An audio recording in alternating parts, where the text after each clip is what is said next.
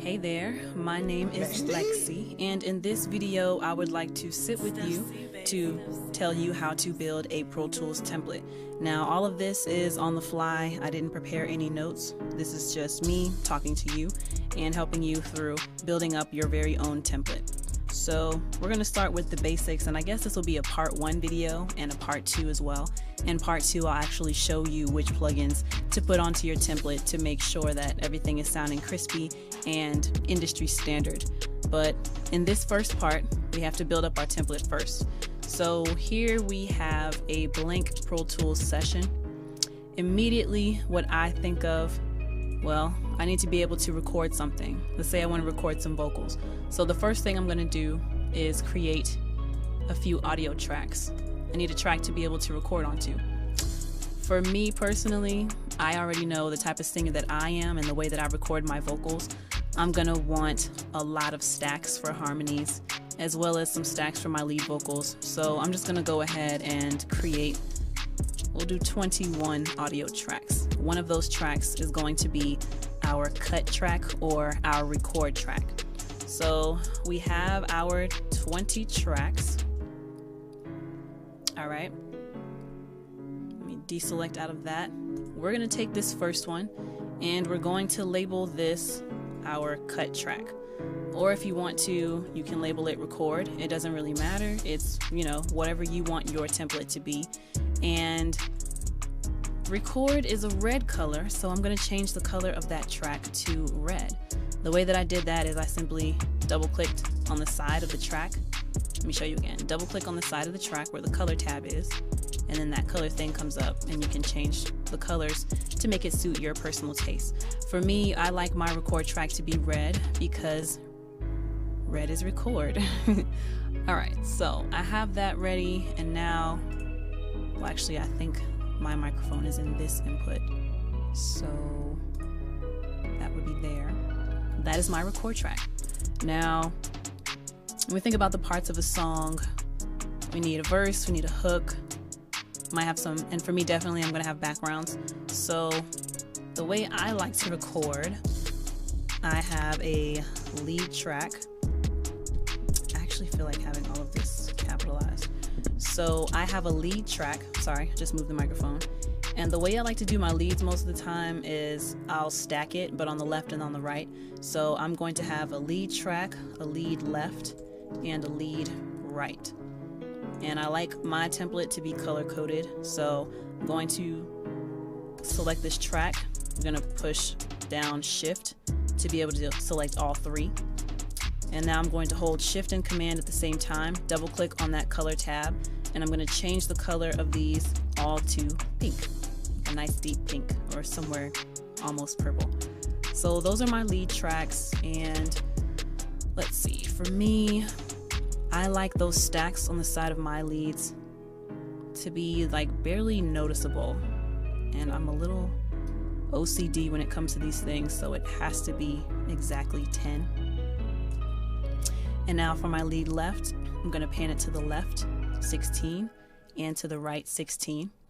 So that way if I feel like I want to dub any specific lines or words during my verses, then that's what I'll do on my lead track. So once we do the lead, now that's for my verses, probably going to need something for my hook. So this next audio track, we're going to call that hook. And we'll do the same thing with the lead track. So I'm going to make a hook on the left side and a hook track on the right side. And again, select that to highlight it, push shift, click all the way down through the tracks I want to highlight, hold down shift command, double click to get that color tab going.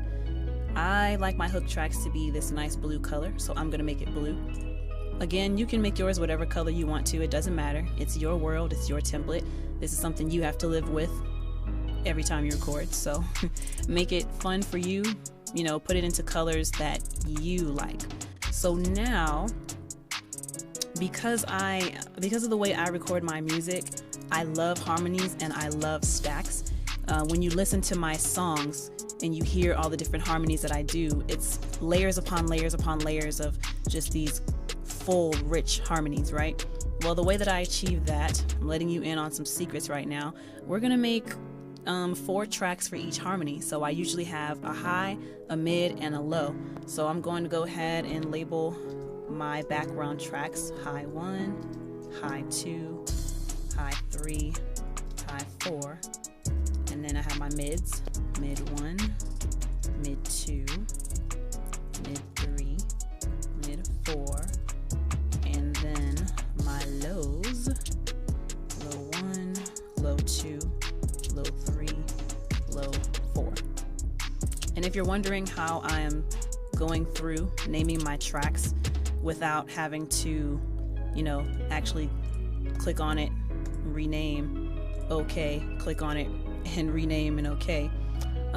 The short way to do this is you double click on something to rename it, and then you're going to hold down Command and push the right or the left arrow depending on which direction you want to label your tracks. So that's how you do that. I have all of my tracks for backgrounds laid out. So again, I like to color code things because I'm slightly OCD. Everything has to be in order. So highlight that, hold down Shift, and highlight through all of the low tracks. You're going to hold down Shift and Command once again, double click on that color tab, and I like my background vocal tracks to be a pretty light blue. And I also like to see them all in the screen. I can't see all of the tracks that I have right now. So I still have these highlighted. I'm going to push Shift Option, click on this meter here, or this ruler on the side, and hit small. So now all of my background tracks are small. And that's just to affect the sizes of those, right? So if you wanted to affect the track sizes of all of your tracks in your session, then you would simply hold down Option, click on that ruler so you can get your options going, and then click on whatever size you want. If you want to fit all of your tracks into the window, you would just push E, and that will make everything fit. But for now, I don't want my background tracks to be that small, and I generally like to keep these tracks medium. So excuse me, that's how we have that. So now what you want to do, we still have these extras here, so I guess I could just call that my ad-lib track. Ad-libs 1, oops, ad-libs 2. Those can be my ad-lib tracks, and gotta have that color in there. Let's make them orange. Okay. So now everything is just going out of our main output. Well, we need to be able to route these things so that I'm not having to individually manipulate them or individually put, plugins on each of these. So I'm going to create what's called an aux track for each group of my vocals. So, and I actually want my auxes to be sitting just above each group that I'm going to be recording in. So I'm going to click and highlight the track above it to, make sure that when I create my new track, it will show up between this cut track and the lead track. So the short key to creating a new track is going to be Shift Command N. Hold that all at the same time. This box pops up.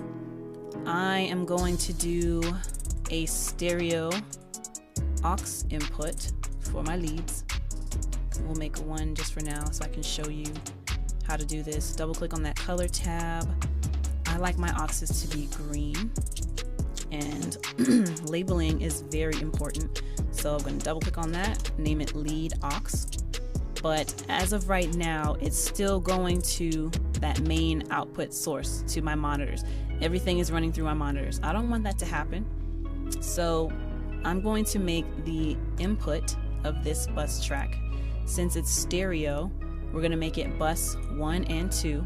And again, I like to keep everything nice and organized. So I'm going to right click on that, rename it, and I'm going to call it lead. So now, whenever I go in to route all of my tracks to this, it's going to go to the lead bus. So let me explain signal flow real quick in case you're not sure about that. So right now, everything is going out through the main auxes. You want to follow that signal path. So right now, I want all of these lead tracks to go into my lead aux. The input of this lead is called lead because that's what we labeled it. So this is the input here. This is the output of my track. To change the output of all of these tracks, again, you're going to highlight that first one, hold down Shift, and click through to the last track that you want to manipulate. And now to change all of their outputs at the same time, I'm going to hold Shift and Option, click on the output. I'm going to route it to that bus called the leads. Click on that.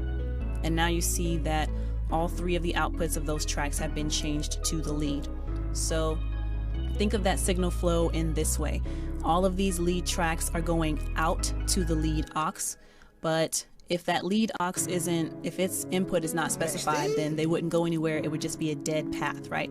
So we're going out through the lead bus, and now we made the input of this aux track the lead bus. We made the input lead. So now those leads are going out of our main monitors or our main output. So hopefully you followed that signal path. That was a bit choppy the way that I said it. It wasn't very eloquent at all. So I'm going to review it for myself and for you out there. All right, so right now our lead tracks are going out through the lead bus. But now that lead bus is going out and the lead bus is coming into our lead aux. So that's why the input of our aux track is the lead bus. That bus would be dead if we didn't specify where that signal is going to go out. So that signal is going out through our main monitors, through our main output. And that's how we have our signal. So I created an aux track for all of my leads, for my verses. I'm going to do the same thing for the hook track. We're going to create a stereo aux, excuse me. We're going to rename that hook aux, change the color. All right. So now we're going to create a new bus 3 and 4, rename that, call it the hook, so I can easily find it when I'm routing my audio tracks. So route the output of my audio tracks to bus hook. Boom. And now they're going through there. So now I need to route all of my background tracks to an aux as well. There are a couple ways you can do this. The way that I tend to do it is I group all of my tracks together. So my high harmonies are going to have their own aux, my mid harmonies are going to have their own aux, and my low harmonies are going to have their own aux. And then each of those auxes is going to route to a background vocals aux. So I don't feel like, creating a new thing and labeling it. So I'm going to create multiple auxes at the same time. So I'm going to Shift Command N. Let's create, I need one for the high, one for the mid, one for the low. So that's going to be 3 stereo aux inputs. Well, actually I need 4 because I need a background vocal aux. There we go. So here, high aux, mid aux, low aux, and then background vocals aux. BGV for short, background vocal aux. Boom, Shift Command, double click the color tab, make them all green. I think that's the same color. It's not. Slight OCD here. They all have to be the same color for me. All right. And now I'm going to set this at the end of my highs. The mid aux goes at the end of my mids, the low aux at the end of my low, and the BGV vox at the end of all of that. So let's see. I want to make this bus the highs. So that's bus 5 and 6. Rename it to make it easier to find. High. The mid aux, bus 7 and 8. Rename it mid. The low aux goes on to bus 9 and 10. Rename it low. And then all of those my BGV bus 1112, rename BGV. Boom. So now don't forget to route all of those to their respective aux tracks. Make the output of the highs go to my high bus. The output of my mids is going to go to the mid bus. Right. The output of my lows go to the low bus. And now, all right, here. Oh my goodness. Oh my goodness. Here, I know it's control. Nope, it's not control. Well, it's command. Okay, so highlight all of those, high, mid, low. Now all of those are gonna go to my background Vox aux. Boom. There we go. So, and actually, I think I want my ad-libs to go along with my leads. So I'm going to bus these to the leads bus as well. Good. Let's make this small so you can see everything, or most of it. All right, so now we have a place for our verse and our ad-libs. We have a place for our hook, and you could use this ad-lib track for those ad-libs as well. We have a place for our harmonies. They have their own aux. Mids have their own aux. Lows have their own aux. And the background vocals have their own aux in general as well. I think I want a different color. Let's make it yellow. Yeah, that's pretty. So now, lastly, we need a master fader. So I'm going to Shift Command N, create new track, make it stereo, master fader and samples, create. I like it to be at the top of my session because it's the master, it's above all. And I actually like my master to be yellow. And this is just me being picky. I'm gonna change the color of my background vocals, aux, and there's gotta be a color.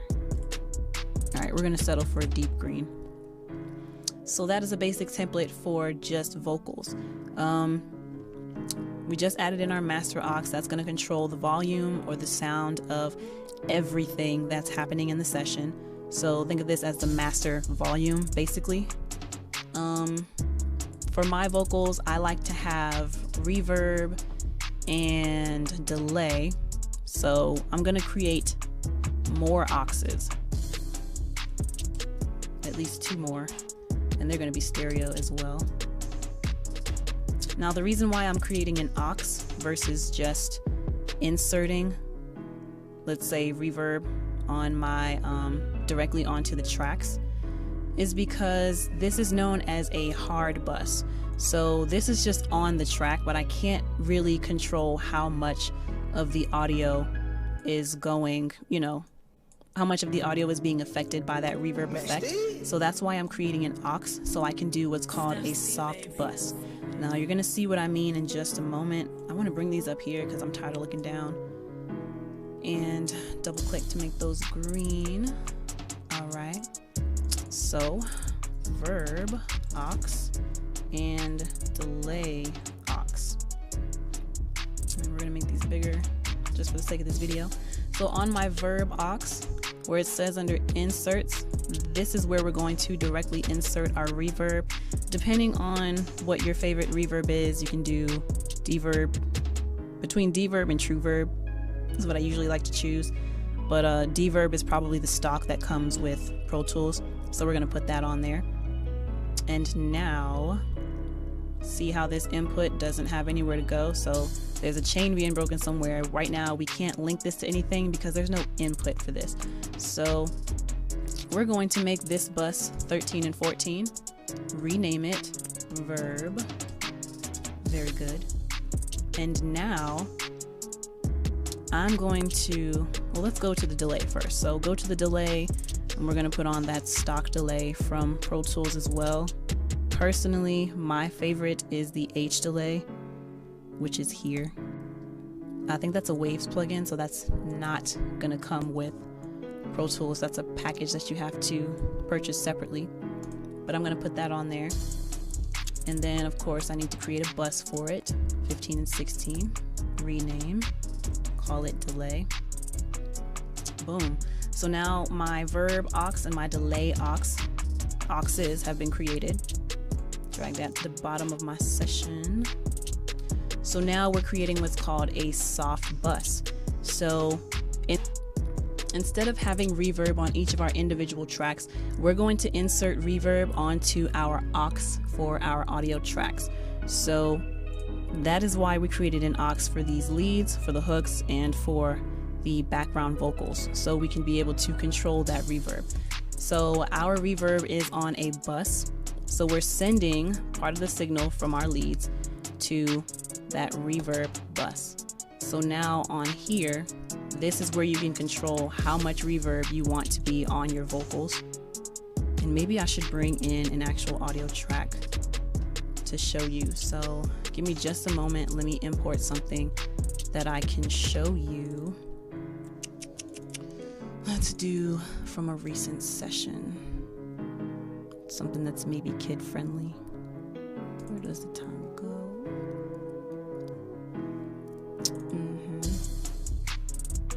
All right, so let's bring the verse in so I can give you a proper example. I don't know if that's gonna play on me.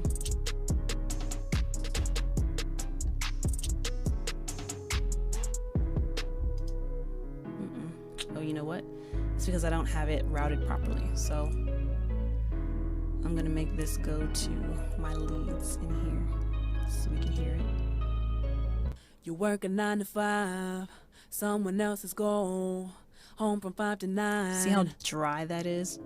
That's extremely dry. So we're going to open this up, and now let's listen to what that sounds like when I start adding in or dialing in some reverb. Work a 9 to 5, someone else's goal, home from 5 to 9, but wasted while you're home. See that? Spending the days to get money for low. Work for some. So now from there you can control how much reverb you want on your track versus, let's look at this. If I only put reverb directly onto the track, sorry, I can't find my way here. If I only put reverb directly on the track, now I'm stuck with that.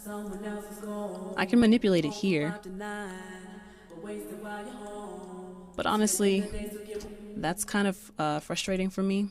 So I like to just put it directly onto the lead aux and be able to control it from here. So it's dry right now, and then we're gonna dial it into the amount of reverb that I want. Work a 9 to 5, someone else's goal, home from 5 to 9. There you go. Oops, a little too much power. Let's change this. 1024. All right, but now I have the amount of reverb that I want. Work a 9 to 5, someone else's goal. Cool. And the same thing with the delay. So I like reverb and delay on my vocals, so I'm going to add delay onto here.